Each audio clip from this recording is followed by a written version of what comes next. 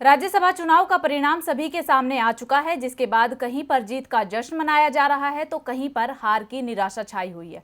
तो वहीं महाराष्ट्र में सत्तारूढ़ शिवसेना, एनसीपी और कांग्रेस के गठबंधन को बड़ा झटका लगा है।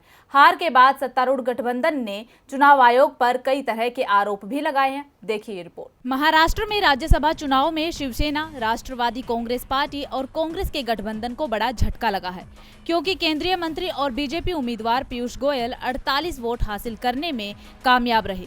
इसके अलावा बीजेपी के एक और उम्मीदवार अनिल बोंडे ने 48 वोटों के साथ जीत दर्ज की है। तो वहीं बीजेपी के धनंजय महादीक को 41.58 वोट मिले हैं। एनसीपी के प्रफुल्ल पटेल को 43 वोट मिले हैं। तो वहीं शिवसेना की तरफ से राज्यसभा उम्मीदवार संजय राउत ने 41 वोटों के साथ जीत दर्ज की है और शिवसेना के संजय पवार को 39.26 वोट मिले हैं। उन्हें हार का सामना करना पड़ा। कांग्रेस उम्मीदवार इमरान प्रतापगढ़ी 44 वोट हासिल कर जीत गए हैं। महाविकास आघाड़ी और बीजेपी के बीच मुकाबला कड़ा था। महाराष्ट्र की 6 सीटों पर 7 उम्मीदवार खड़े हुए थे।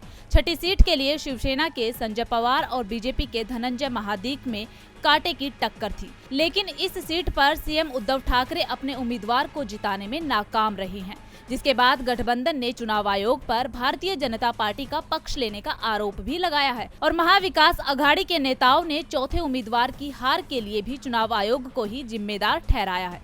संजय राउत ने कहा कि चुनाव आयोग ने हमारे एक वोट को अमान्य कर दिया है।